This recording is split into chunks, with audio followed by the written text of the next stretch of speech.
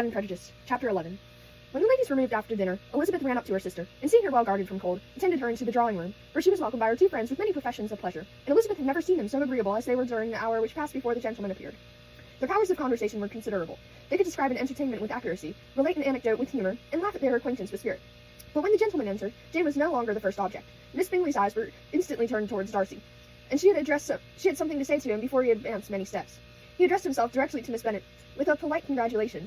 Mr. Hurst also made her a slight bow, and was very glad. The diffuseness and warmth remained for Bingley's salutation. He was full of joy and tension. The first half hour was spent in piling up the fire, lest she should suffer from the change of the room, and she removed at his desire to the other side of the fireplace, that she might be further from the door. He then sat down by her, and talked scarcely to anyone else. Elizabeth, at work in the opposite corner, saw it all with great delight. When tea was over, Mr. Hurst reminded her, his sister-in-law, of the card table, but in vain. She had attained private intelligence that Mr. Darcy did not wish for cards, and Mr. Hurst soon found out even his open petition rejected. She assured him that no one intended play, and the silence of the whole party on the subject seemed to justify her. Mr. Hurst had therefore nothing to do but to stretch himself on one of the sofas and go to sleep. Darcy took up a book. Miss Bingley did the same, and Miss Hurst, principally occupied in playing with her bracelets and rings, joined now and then in her brother's conversation with Miss Bennet. Miss Bingley's attention was quite as much engaged in watching Mr. Darcy's progress through his book as in reading her own, and she was perpetually either making some inquiry or looking at his page. She could not win him, however, to any conversation. He merely answered her question and read on. At length, quite exhausted by the attempt to be amused with her own book, which she had only chosen because it was the second volume of his, she gave a great yawn and said, "How pleasant it is to spend an evening in this way. I declare after all there is no enjoyment like reading.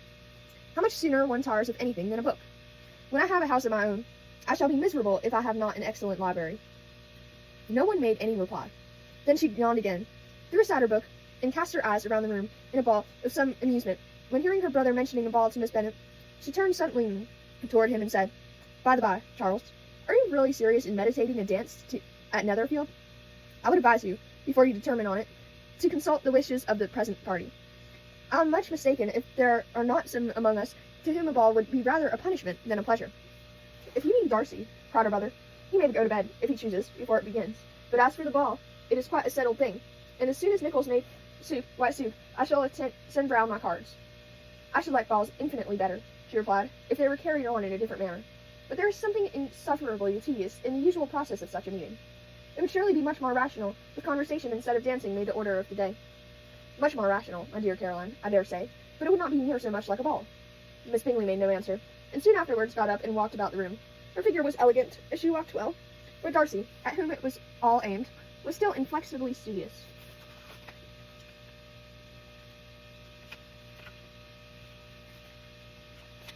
In the desperation of her feelings, she resolved one effort more, and turning to Elizabeth said, "Miss Eliza Bonnet, let me persuade you to follow my example, and take a turn about the room. I assure you it is very refreshing after sitting so long in one attitude." Elizabeth was surprised, but agreed to it immediately. Miss Bingley succeeded no less in the real object of her civility. Mr. Darcy looked up. He was as much awake to the novelty of attention in that quarter as Elizabeth herself could be, and unconsciously closed his book. He was directly invited to join their party, but he declined it, observing that he could imagine the two motives for choosing to walk up and down the room together, with either of which motives his joining them would interfere. What could he mean? She was dying to know what could be his meaning, and asked Elizabeth whether she could at all understand him. "Not at all," was her answer, "but depend upon it, he means to be severe on us, and our surest way of disappointing him he will be to ask nothing about it."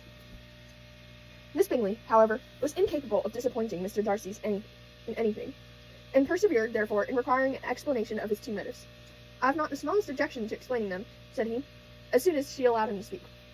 "You rather choose this method of passing the evening because you are in each other's confidence and have secret affairs to discuss, or because you are conscious that your figures appear to the greatest advantage in walking. If the first, I should be completely in your way, and if the second, I can admire you much better as I sit by the fire." "Oh, shocking!" cried Miss Bingley. "I never heard anything so abominable. How shall we punish him for such a speech?" "Nothing so easy.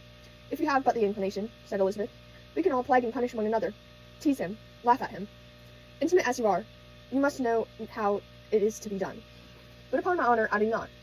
I do assure you that my intimacy has not yet taught me that. Tease calmness of temper and presence of mind. No, I feel he may defy us there. And as to laughter, we will not expose ourselves, if you please, by attempting to laugh without a subject. Mr. Darcy may hug himself. Mr. Darcy is not to be laughed at, cried Elizabeth. That is an uncommon advantage, and uncommon I hope it will continue, for it will be a great loss to me to have many such acquaintance. I dearly love a laugh. Miss Bingley, said he, has given me credit for more than can be. The wisest and the best of men, nay, the wisest and best of their actions, must be rendered ridiculous by a person whose first object in life is a joke. Certainly, replied Elizabeth, there are such people, but I hope I am not one of them. I hope I never ridicule what is wise or good. Follies and nonsense, whims and inconsistencies do divert me, I own, and I laugh at them whenever I can.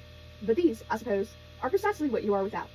Perhaps that is not possible for anyone, but it has been the study of my life to avoid those weaknesses which often expose a strong understanding to ridicule, such as vanity and pride. Yes, vanity is a weakness indeed, but pride, when there is a real superiority of mind, pride will always be under good regulation. Elizabeth turned away to hide a smile.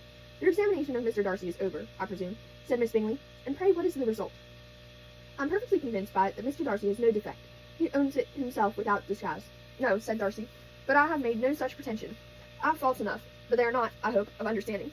My temper I dare not vouch for. It is, I believe, too little yielding, certainly too little for the convenience of the world.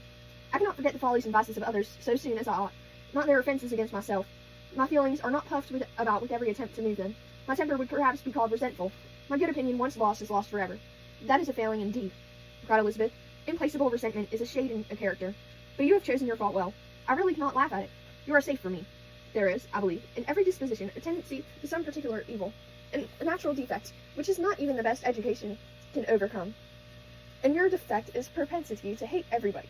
And yours, he replied with a smile, is willfully to misunderstand them. Do let us have a little music, cried Miss Bingley, tired of a conversation in which she had no share. Louisa, you will not mind walking Mr. Hurst.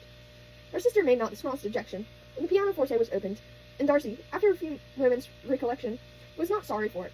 He began to feel the danger of paying Elizabeth too much attention.